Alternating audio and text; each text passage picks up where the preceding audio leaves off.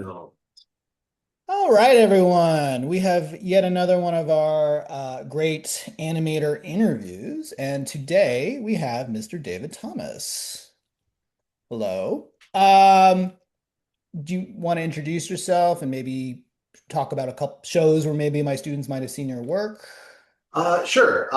So my story usually like most I'm like an industry guy, and most industry guys' story starts at Cal Arts. Mhm. I did not attend Cal Arts. I went straight to Pixar. I got an internship. A guy Oh, named Joe nice. Ranft came out to my school and gave a talk. And this is like kind of before Pixar had really done anything. They had done like some Listerine commercials and some short films. Is this Uh, like kind of early 90s, late 80s? Yeah, this is like 1990 and Okay. 90, actually it's 92. And yeah, Joe Ranft was the head of story. He came out to my school and gave a talk and we hit it off. And he's like, hey man, me and my friend John are making a movie. You seem like the kind of guy you fit right in. And he hands me his business card and it says Right. Pixar. And I'm like, oh my God, is your friend John Lasseter? And at that point, like nobody Right. knew who that was. Yeah, yeah. But I had seen his films in like film festivals and stuff. And so Joe's like, oh yeah, you're gonna fit right in. So moved up to the Bay Area and did the internship while I was doing that. Um, I had to be in college, so and then the Mhm. internship's only supposed to last one semester. Because Okay. and so when it's over, like, do you just want to keep coming back? I'm like, yeah. So I just like kept coming back Right. outside of the internship, and I made like a little like film on my own. In the meantime, it was like a Huh? fake commercial, like a Ren and Stimpy type fake Right. commercial, and it wound up in the Spike and Mike Festival of Animation, which Oh, was yeah, yeah. an Spike and animation Mike, of course. festival that toured the country. And a studio called Wild Grain, which was in San Francisco at the time, they saw it and they called me up and said, "Hey, how'd you like to make commercials for real?" So I said, "Ah, that Mhm. sounds amazing." So, because I just been, I was in, my internship was with Joe, kind of in the story unit, and they were Mhm. the first people to get rolled off when, because they didn't know if they're going to make A Bug's Life. They wanted to wait and see Right. if Toy Story was a hit. Um, so I went and directed at Wild Brand, and my first commercial won the Grand Prix in Annecy for. Oh, wow. So then I started directing commercials for like Coke and Microsoft and people, Kentucky Fried Chicken and Nike, companies like that. So this is Uh, like early 90s, mid 90s kind of this would be stuff. then like mid late 90s, Mid late 90s. up until 2000, end of 2001, when the commercial industry kind of dried up, the stock market kind of tumbled, and Right. September 11th kind of put a pall on people's desires to see animated films, commercials anyway. I knew one guy in Hollywood, and I called him up and I said, "Hey, do you think there's anything down there?" And he said, "Yeah, come on down. I'm at Nickelodeon working on this show. We just started it up. It's called Fairly Odd Parents. Think you'd be a good fit for it." So I Mhm. came down, got into Fairly Odd Parents. Started at first just doing boards, then became board supervisor, then a producer, and then a writer, and then all those things on that show. And then when that was kind of like sort of off and on again, they're like, I think we've had enough. And then I Mhm. went on to do a show called El Tigre.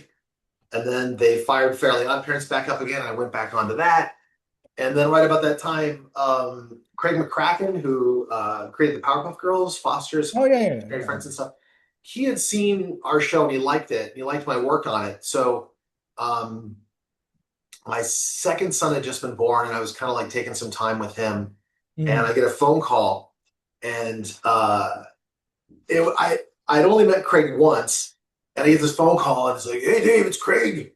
And I'm like, I'm trying to think of all the Craigs I know, and I'm like, Craig McCracken? He's like, "Yeah, got a new show at Disney. You want to come produce it?" I'm like, "Yeah, it sounds great." He's like, "Okay." Hangs up the phone, and I'm like, no, he actually didn't even tell me he was at Disney. He just said, "I got a new show. You want to come produce it?" I said, "Sure." So then he hangs up the phone, and I have to start calling up friends. I'm like, I was too embarrassed to call him back. I'm like, Craig just offered me this job. Like, what studio is he at? Right, So right. they're like, "Oh, it's at Disney." So I call it Disney, and I eventually tracked down the line producer. And yeah, I went over to Disney in 2007, produced Wander Over Yonder for him. Mhm. Towards the end, he became a father, second season, kind of the midway after writing finished on second season. He just sort of wanted to go home and look after his new daughter. So he just Sure, sort of sure. trusted the show to me. So I finished up all of season two for him. Nice. And then about that point, uh, we were making Mickey Mouse shorts at Uh-huh. Disney, and a guy named Paul Rudish, who had worked with Craig on Powerpuff Girls, He was heading those up. And he liked my work on Wander, and so he called me up and said, "Hey, Dave, man, like, are you busy?" And I'm like, "No, we're just in post. Like, it's real kind of Mhm. simple. So, you want to do a Mickey?"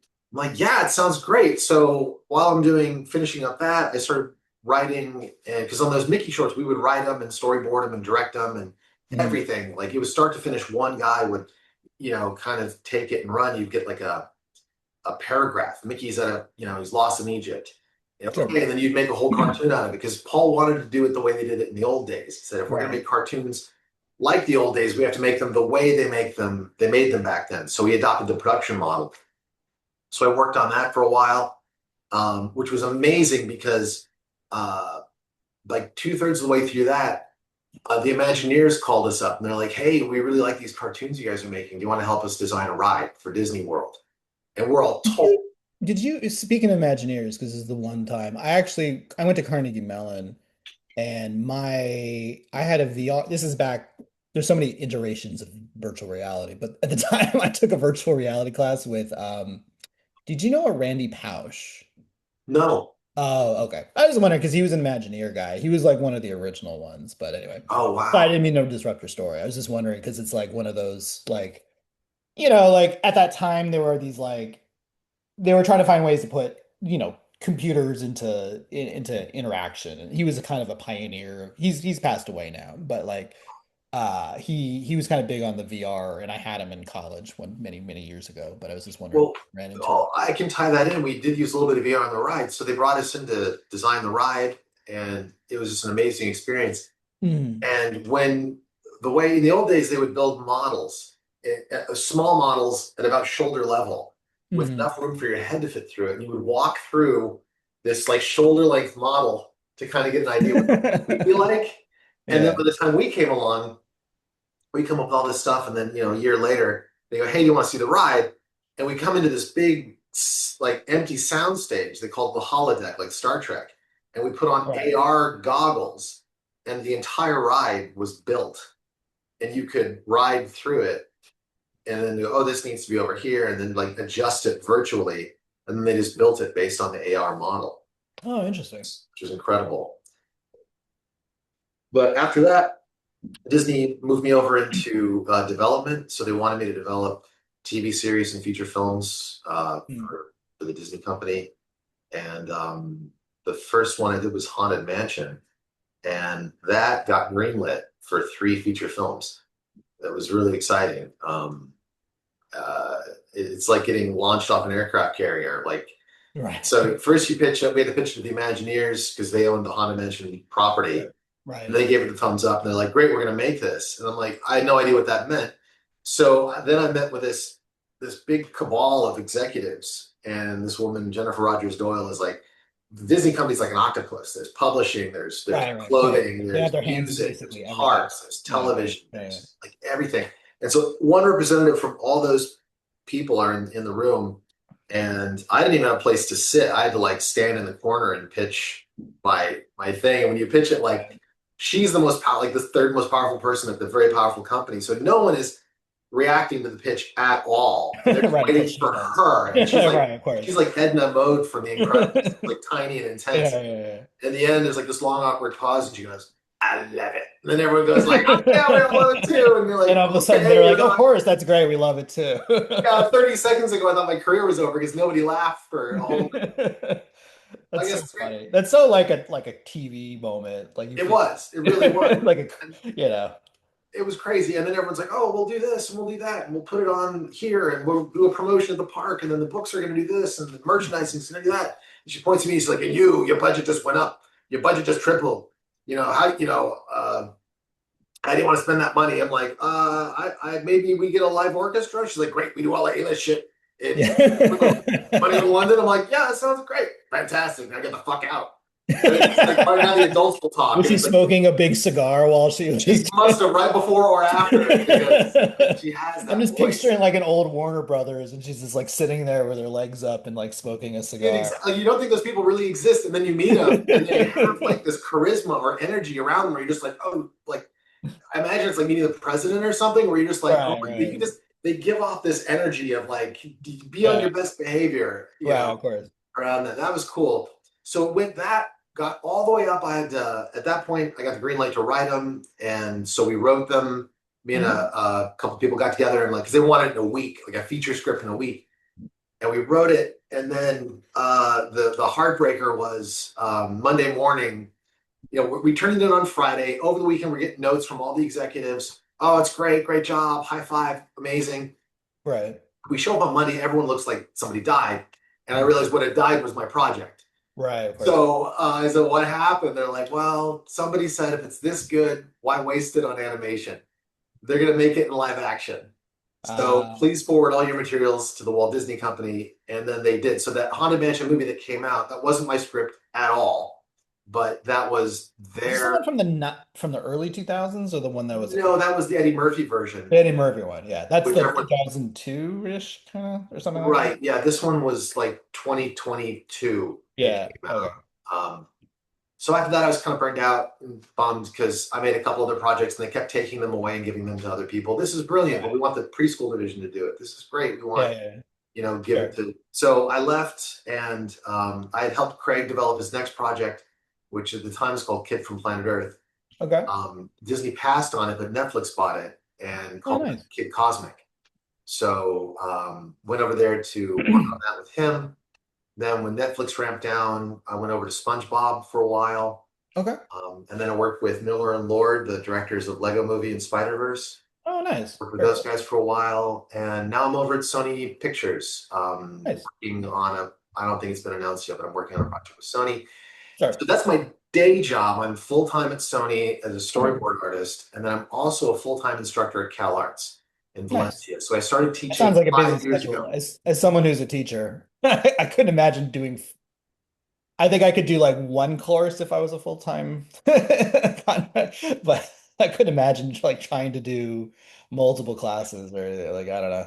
Well, I started just doing one class like 5 years Ah, ago in the evenings, and right. I really like teaching. And Sure. um, I think that's really the prerequisite for being a good teacher is just liking your subject and enjoying Sure. Yeah. teaching. Yeah. I don't know if I'm a great teacher, but I really like it. Yeah. Yeah. So, I mean, what makes okay someone who okay. I always say as someone who's been teaching for a little less than 20 years is the best teachers are A, someone who likes what they talk about, but can also explain it to someone who's not a professional.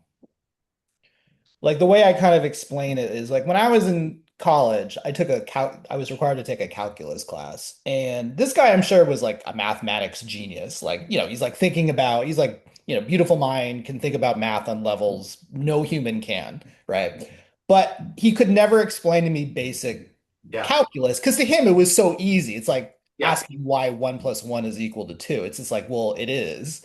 yeah, And so like that- he was a very smart guy, obviously, like, but he wasn't very good at explaining things to people who like didn't already know it. And so when yeah, I became a teacher, I was kind of like, okay, my job is obviously I like art and design and blah blah blah, but I have to t explain it in a way that people who haven't been doing this since they were five would know what it is. You know what I mean? absolutely. That was my frustration when I was learning, just because of the way my brain works. Like that, I wasn't a natural artist, and some people just understand it like on a gut level, the way Right. birds know to fly north, or salmon know to swim upstream to spawn. They just understood what made something look better, and they would do great work. And then I'd ask why, and they'd say, "Well, because it looks better." And that wasn't enough for me. Right. I needed to understand like, well, it's an uneven division of space which creates more variety, which creates more interest to human beings. Like I had to have it explained like you were explaining. Yeah, yeah. You need the why as opposed to just Yeah, it so that was is. my approach to teaching always, was because I had to learn that way. I had to just get in and really understand the nuts and bolts of it when I started teaching. And I'm a very visual thinker too, so my average, I always have slideshows, Hmm. PowerPoints, and they're always like, for a 1 hour talk, it's going to be like 250 slides. You know what I mean? Right, It's right, almost animated where it's just right. like constant visual references and stuff like that. So a few years, last year, so I've been enjoying teaching. And then last year they asked if they had a teacher go on academic leave, took a year break and asked if I would Mhm. cover it. And I said, yeah. And um, what's cool about it is there's this theory in like productivity. Mm. about like CEOs talk about like signal to noise. Like when I was at Pixar, Steve Jobs was around at that Sure. time. A lot of people don't know he owned it and was really responsible for that culture of excellence. And he talked about signal to noise ratio. And signal is all the stuff you have to get done, the important Right. stuff. And the noise is all the, goofing off on your phone or Sure, sure. unproductive emails or meetings that just don't go anywhere or don't need to be, are necessary. And when, in my situation with two full-time jobs, I actually feel better at the end of the day because all the noise just gets pushed away. It's just all I've got is Mm. signal. It's like I Right. love I can working see that. animation. I love teaching it. So, and then I've got two boys that I'm raising. So it's like the only thing really my life has time for are the three things I love most in life. Right, So right. it's great. And Yeah, you're yeah. you're, you're going to be a father soon, right? Yeah, yeah. My I'm gonna have a baby in April. Oh, you have one now. No, no, I will. But she's pregnant, but he's not Oh, here yet. congratulations. Oh, thank you. I appreciate that. It's it's such a great time in life. Yeah, yeah. We're very, very excited. So yeah, that's sort of me where I am now. Yeah, that's a good overview. Yeah, sorry. Well, I kind of want to, so I want to throw in some other questions that I usually do more at the beginning. So where does your love of animation come from, do you think? Or I where, could, where does it start for you? Because it starts uh, different for everyone, kind of, I find. yeah, no, I can remember it. Like, I can tell you like the day. Like, Okay. my sister and I, back in the 1970s, when I was a kid, cartoons were really only available like after school for Right. like a 1 hour, 2 hour window from like 3 to 5, and then Right. Saturday morning. And my parents didn't let us watch. They don't let us like watch an hour of TV a day. So we had to be very careful about this. And we would wake up early and watch Saturday morning cartoons. And our favorites were the Chuck Jones, Maurice Noble ones. We didn't know Mm. who either of those guys were. We just know those were the good looking ones. And Right. like we know it's one of the good ones. We'd see Chuck Jones have Right. this brush script signature he put on there, Yeah, directed by yeah. Chuck Jones. And we didn't know the name. We just knew that signature. And we're like, oh, it's one of the good ones. And we were watching Bully for Bugs. And that's the one where like Bugs Bunny pops up in a bullfighting ring. Yeah, yeah, yeah, I know that There's one. like a cowardly matador that Yeah, yeah, bails. yeah. Classic one. And I'm like, that's what I want to do for a living. And years later, when I was at Wildbrand, I made a training film just to Mm. kind of help. And Maurice Noble wound up seeing it. He was the layout guy who designed all those Warner Brothers cartoons, like What's Opera Doc. He designed that cartoon. He saw my cartoon and liked it, and invited me down to his home in Los Angeles and became a Mm. mentor. Oh, nice. He asked me the same question. I told him the same story. He's like, "Oh, you know that Matador is me, right?" And that Really? matter was a caricature of him. So Oh, that that's so was funny. really amazing. Yeah. So, okay, see that gets you. It sounds like though you didn't go to art school, you kind of went straight to Pixar. No, I just went to Pixar and then just that was like the greatest art school of all time Well, of because course, sure. I I didn't have mean, to pay anything. And in fact, they gave me like 20 bucks a day or something. So I was getting paid to right, learn. to learn. And everybody was so cool. Like they would just, it wasn't this, we were not quite in crunch time. Like Jeffrey Katzenberg was still at Disney and he didn't like the movie. Hmm. He wanted Buzz Lightyear to be red. He Okay. wanted, because red was the color of a radio flyer wagon, which he associated with toys. And everyone's like, but Right. so if you look on the internet, you can find red Buzz Lightyear like concept art. Right, He, right. he insisted that he would be called Lunar Larry because he liked the alliteration, like Right, Peter right. Parker or something like that. Right. So I remember the day he left for DreamWorks, everyone's like, "Yeah, it's Buzz Lightyear," and he's wearing an astronaut suit. That's funny. But those guys were great. Like Ralph Eggleston was the art director, and he just called me intern. Hey, intern, come here, and he Right.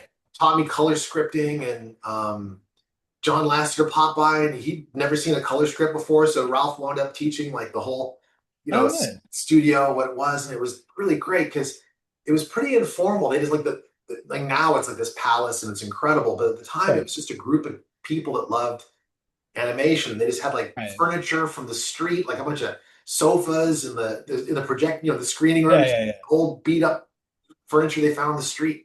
And on Tuesdays, I think it was Tuesday, we'd go into town and buy laser discs, which had audio commentary, which is like a new thing. Oh, yeah, of course. This is like what, late 90s or This like, is yeah. 92, 92-ish. That was like the early, yeah, that was like, I mean, this is a little forward. I mean, in college when DVDs were becoming the thing, I mean, that was half of it was like learning from the extras because like that kind of Yeah, stuff. I mean, nowadays, of course, you can find everything on the internet, but like yeah, there wasn't like an easy way to get that stuff back then. Like you right. didn't really get to see sort of because unfortunately a lot of people didn't care except people like us. So it's like it wasn't like, maybe there might be occasionally a behind the scenes kind of documentary. I remember seeing one um what's his name from the Muppets, Jim Henson did for a couple of Yeah, his movies where he kind of show like how he did all the effects, but like those kind of things were kind of few and far between. So if you really yeah, wanted to learn, it was like hearing the audio commentary of like how they did it, or like occasionally they'd have like behind the scenes of like storyboarding or what. There's a great storyboarding one from Bug's Life I show my students all the time where it's like literally kind of showing like what the purpose of it is and kind of showing it compared to shot by shot to like what they did. And it's pretty different in those days. When yeah, Brad Bird got up there, he changed that. He changed storyboarding completely. Now storyboards are pretty much what the finished film looks like. sure. But yeah, and then all those guys were trained by the Nine Old Men at Disney, right? Right, right. Joe and John and all those guys, Andrew Stanton, Pete Docter, they'd all been there. And so they'd be like, hey, check it out. And they'd bring in like these old notes from the 1930s Hmm, about layout or right. animation and stuff like that. Just everybody was sharing information. It's a really great environment. So that was my art school. Uh, Right. So, we kind of heard about your career, and where you are now. What kind of keeps you in the industry? Like what drives you now, as opposed to maybe when you first started, do you think? it's the same thing. It's just like like a burning, all-encompassing passion. It's like Mhm. um, you find I don't know what you want to call it, but Creativity, desire to make life. I always say, like, I always kind of joke that animators are kind of like we're trying to be low level deities where we kind of yeah, make something appear, kind of like you build it out of clay and it comes to life kind of thing. It's except it's a drawing. Well, it could be, I guess it depends if it's like 3D or stop motion, but it's kind of the idea of like, here's this thing I created and now I'm making it alive. yeah, yeah. And so in the early part of my career, I was largely driven by fear because I didn't Okay. think I'd be able to do anything else. Like I didn't really Right. enjoy anything else, and I still love it so much. Mhm. So I was like obsessive. I really learned to draw from a mail order correspondence course called the Famous Artists School, Was and that the one that used to have like infomercials on TV?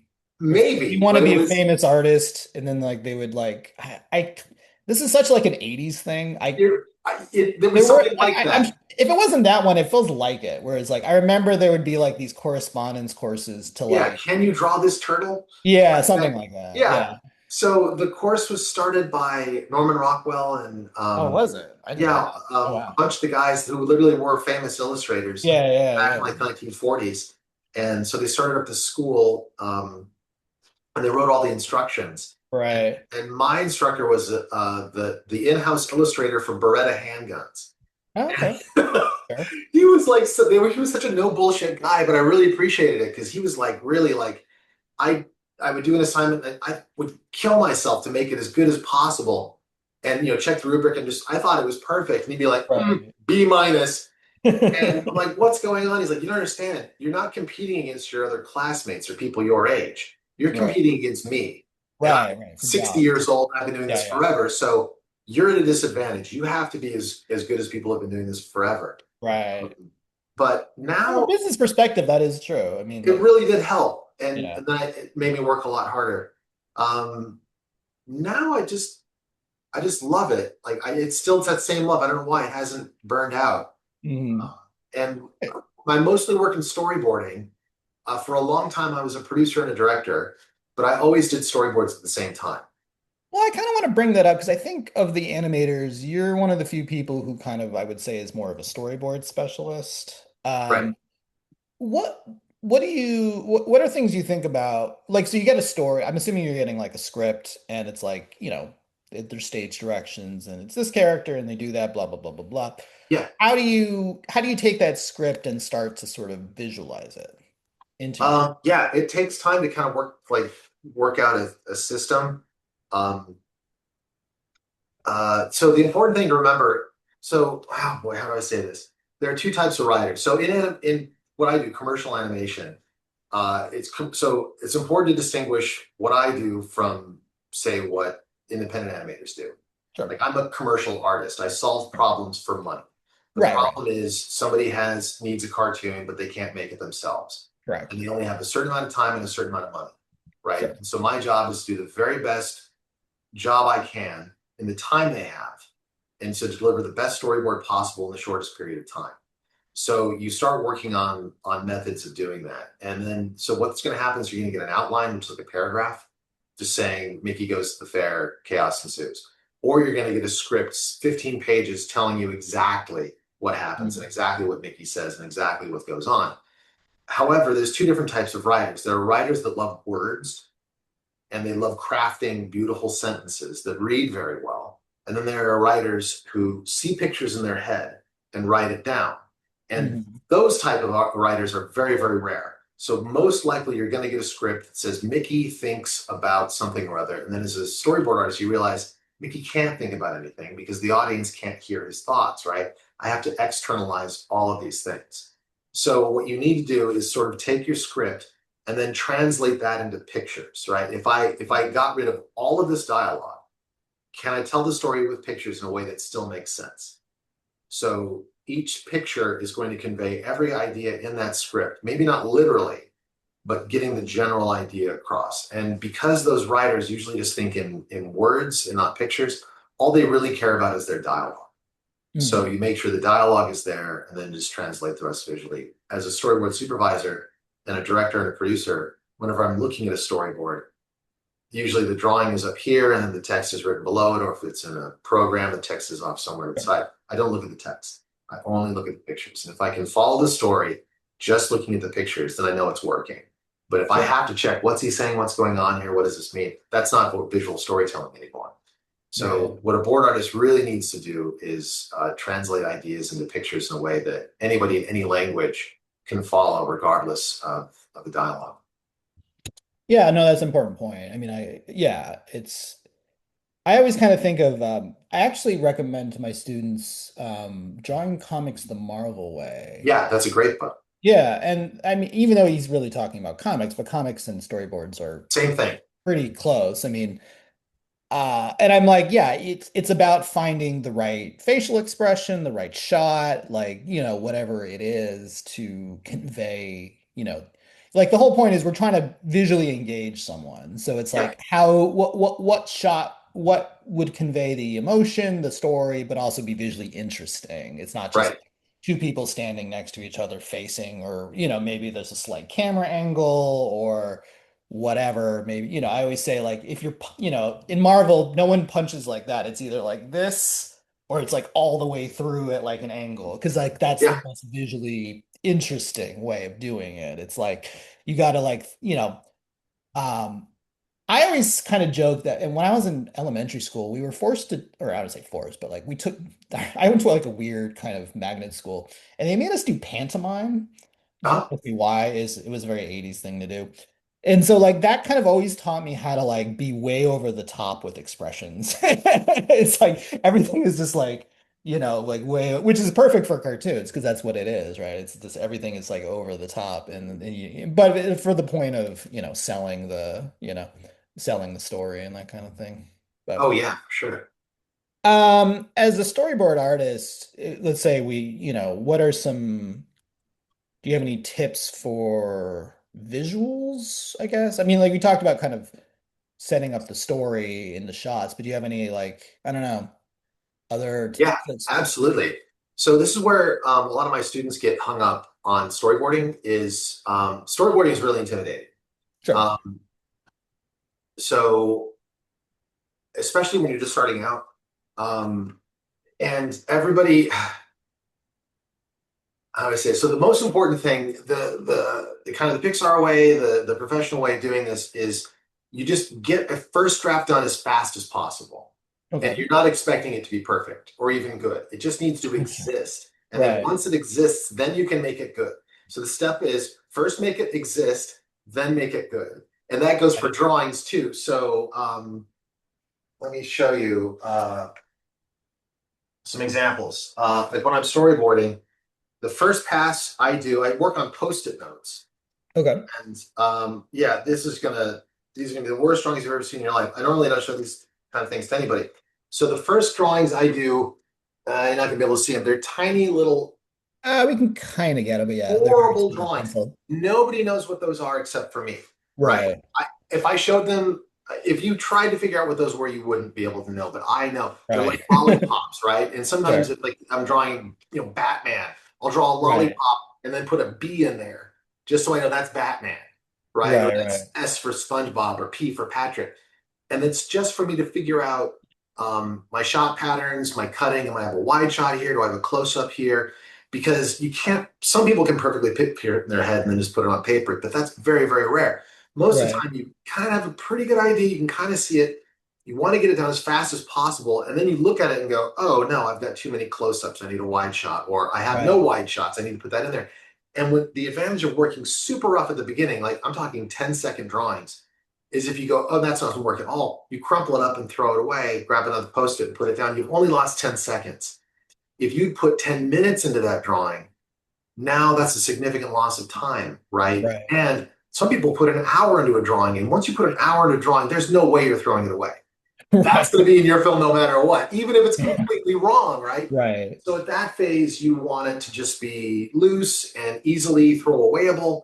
And then Right. once you're like, yeah, I think this works, then you go to a rough stage where you put maybe 3 minutes into the drawings. Now you've got a better sense, and you go, oh, still too many close-ups. Crumple up those. You've only lost maybe 6-10 minutes. Then you can go in and do a really nice drawing if you want to, because you Sure. know it's going to stick around. And so it's all about saving time because you never have enough time. Well, I always say to my students, there's an old design expression that's like measure twice, cut once. Yeah. If you plan it out ahead of time, you're going to save way more time down the line than if you just kind of, even though of course we all want to jump to the fun part, you got to kind of like be like, no, let's spend a little time to, plan it out. And Pixar, of course, is great at that, where they plan out the story for long, they rewrite the story, they redo storyboards. I'm assuming, they're redoing their character designs, just to get it like to where it needs to be, you know, before you get to the, quote unquote, the fun stuff where it's like now they're coming to life and they're becoming, the story. Yeah. And that's to be expected. Yeah. It's not supposed to be perfect at first. Right. That pressure will really hold you up. Yeah. So just understand, just make it exist and then make it better and make it better and make it better. Sure. Um, what would you recommend? So, we mentioned before this interview, I teach at this is a community college. Students have taken like a basic, animation 101. Yeah. Let's say if a student comes and says, I'm really interested in animation. I've done this basic class. What should I go from here? Or what should I do now? What kind of advice do you think might give them? Well, it depends on what they're interested in going into. Sure. If it's hand drawn, 2D animation, then you'll never be good. You can never be too good at drawing, right? Sure. Like I'm still taking drawing classes now. I've never, on top of Right. everything else, I always take classes. I'm always trying to improve. Um, and that's kind of why I love storyboarding is that you ask like what keeps me going. You'll never be you'll never max out your skills. Like character designers can kind of peak at about 30. You know what I mean? Mhm. Animators, you kind of peak at about 30, but because there are only so many problems you need to solve, and then it's a matter of executing it. As a storyboard Sure. artist, you can work on your draftsmanship, your perspective, your acting, your cinematography, your cutting, Mhm. your use of tone, like every possible aspect of filmmaking, you can bring that into storyboarding. So, the next steps really depend on which way you want to go. Do you want to be an independent animator? Do you want to get Sure. into the industry? Do you want to get into 3D? You know what I mean? So the answer would be different for each one of those. Sure, no, I hear you. I guess I meant not so much about applying for jobs per se, but more about building skills, I guess. Or Yeah. yeah, So I guess the once again, best it way to depends, build I if suppose, if it's 3D or 2D. Let's say it's 2D, what would you tell them to do? Or they actually answer in that context, the answer is the same. Make a film. make a film. Make a Yeah, film. I'd agree with that. And that's for two reasons. If you want to be a character designer, make a film. Why? Because if you're just doing character designs and never animating themselves, you're not going to be familiar with the problems that your designs are creating for the people that follow you. So Hmm. everyone's job in the professional, actually, I think everyone's job, regardless, is to set up the next person for success. Even if that Right. next person is you, you want to set up that next person for Right. success, right? Right. So if you are, I want to be a character, a viz dev artist, great. Make a film as a viz dev artist because then that's going to teach you to solve problems that filmmakers are going to you want to work Right. for will be encountering. It'll make you better at that. Same thing with character designer. I'm going to make a character designer's film, something like look at Melody or Two Plunk Whistle Boom from Disney. They're both on YouTube. Those are Okay. character designers' films. And, they'll show like animals of all ages and types or human beings of all ages and in different styles. You make a film like that, it'll make your portfolio a million times better because you now have Hmm. practical problems to solve. And then it'll make you a better character designer because you're going to have to do all the problems that a filmmaker how to solve those problems. So then when you're done, and if you want to go into the professional world, when you submit your portfolio goes to the front of the line because Right. you have a film in it. At Cal Arts, when we're looking at portfolios, if people have comics or films, like we're a film school, we're thought of as an art school, but we're not. The character animation department is in the film and video school.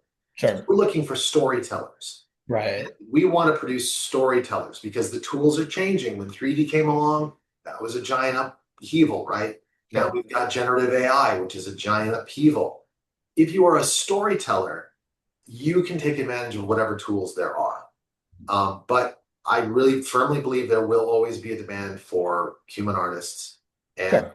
if you have a film in your portfolio, when I'm looking at portfolios, those people always go to the front of the line because I know if I give them an assignment, they're not just thinking about making a cool drawing. They're Right. thinking of making a cool drawing that other people can work with. Sure. No, I agree with you. No, I think that's really good advice for students. Um, as we get kind of near the end here, I kind of always throw this to every animator I talk to. Where do you see the industry going in next as the future per se? It's going to become more entrepreneurial. Okay. Um, People get worried. There is as much animation being now made now as ever, if not more. It's just being Okay. made in different places. It's less like the old cable channels are going away, right? Sure. So Nickelodeon, those places, Right. they need to adapt or die, and it might be a little too late. So the majority of that work is going into independent work, and indie stuff is exploding.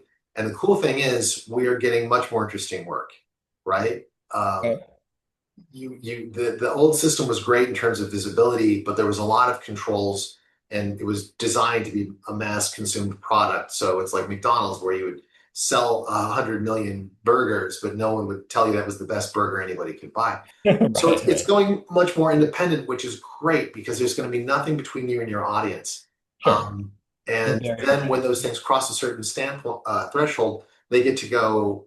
When you've proven you've got an audience, then you can get on a place like Amazon. You look at, Vivian's Has Been Hotel, right? That was a Right. small Yeah. indie thing and pretty niche. Like no network would go near it. Like it's about what? Like oh my god, alternative lifestyles and dark sexual stuff. That's Right. crazy. Right. And then she put it out there, and there's a huge audience for it. She's an Sure. excellent storyteller, and so then Amazon goes, "Oh, okay, yeah, now Yeah, of course. we'll do it." Now that we can So monetize yeah, so I it. think you're going to get more interesting stuff, more Right. specific stuff. Where in the past, if there were only 100,000 people who wanted to see what you do, no one would go near it. Sure. Now you can make a fine living online, through Patreon and stuff Sure. like that, making your stories, and it's much more personal. So I think it's going to be a very exciting chapter. It's a little scary for people like me who've been doing one thing for a long time, and Sure. now it's Yeah. shifting. But I think as a young person getting into animation, this is a great time. Okay. Yeah, I agree. I agree with you that. Yeah, I've always said like nothing changes. It just change. Like okay, things don't. Okay, they always exist. The way that they change, but they don't. What changes is just the distribution. Right. It's like, okay, people didn't have TVs, so, you go to the theater to watch Bugs Bunny shorts. Okay, now TV exists, and now that's the main distribution of animation. Okay, now cable exists, so now we can watch animation all the time. Okay, now there's, stuff online with Homestar Runner and things like that. Yeah. Now, okay, now we have, Hulu, so now things can be more niche, whereas before maybe they wanted X number of people, but now we can, you can make a more specific animation that's like, doesn't need to quite get like, Super Bowl numbers to be considered Right. successful. So like, and like now it's like, okay, well maybe now, now there's YouTube and now pe if people are willing to, pay you X number of dollars, it's like, okay, well now you don't even need to necessarily get approval from a Netflix type corporation. You can just, assuming YouTube doesn't change its policy or whatever, you can distribute or you can distribute yourself, I suppose, although that's a lot more work. But like, there's different avenues. And it's like, at the end of the day, there's a product, there's an animation, people want to watch it.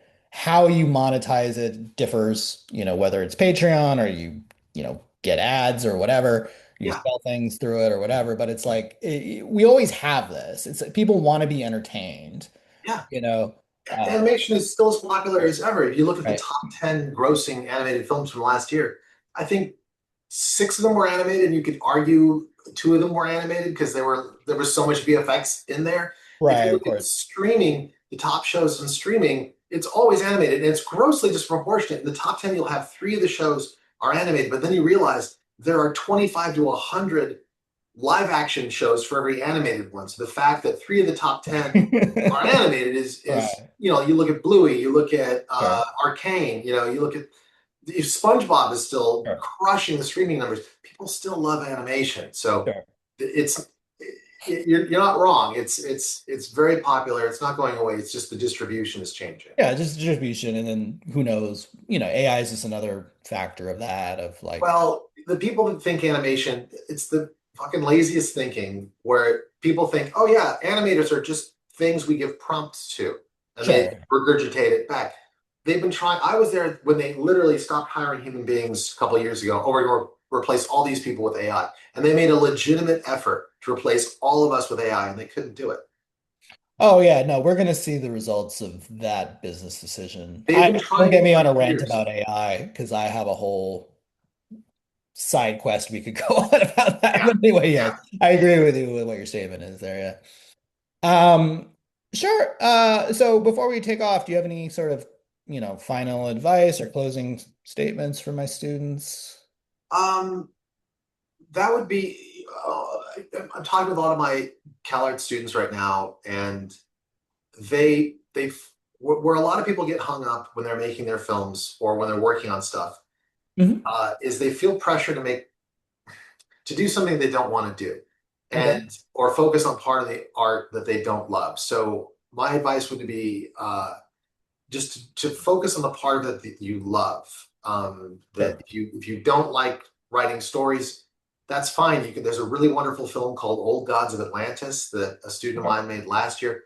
She wants to be a viz dev artist, so she made this film called Old Gods of Atlantis, and it's a viz dev film, and it's an amazing film. And Mhm. that film was a total joy for her because that was what she enjoyed most about her art. Right? Right. She didn't like writing long stories. She didn't like, so she just focused on what she loved. So that would be my encouragement to you. Make a film, but it should be like dessert. It should be the thing at the end of the day that you look forward to the most. Like if you like Right. drawing horses or cars or Right. anime fights or whatever, just Yeah. like focus on the part of it that you love, and the rest of it will take care of itself. Yeah, those are good words to live by. Sort of do what you love and the old, do what you love and you never work a day in your life. Yeah, well, yeah. I told Yes, one last sir. real quick Craig McCracken story. When Okay. Craig was little, he went and saw the Dalai Lama. Wow. And the Dalai Lama, like a third of the way into this, he's in this giant sports arena, as Craig told it, and he got some floor seats through a friend. So he's kind of up close. And the Dalai Lama says, follow your bliss. And Craig's like, that's great advice. And he stood up and walked out because he figured that advice had changed his life. And so he didn't need to hear anymore. So he got up and he walked out of the Dalai Lama's speech. But that's how he lives his life. Right. His whole life has just been, what do I love most in life? And I'm going to walk towards that. And he works extremely hard and he's very smart. He's not a lazy person at all, but he's Sure, just sure. like, I'm just going to focus on the parts of life that bring me the most joy. And it hasn't, his life's been a really wonderful life. And whenever I follow that advice, it's worked out great too. That is very good advice. Well, we appreciate your time and thanks so much for giving us all your insights. It's my pleasure. Thanks for having me. All right, thank you.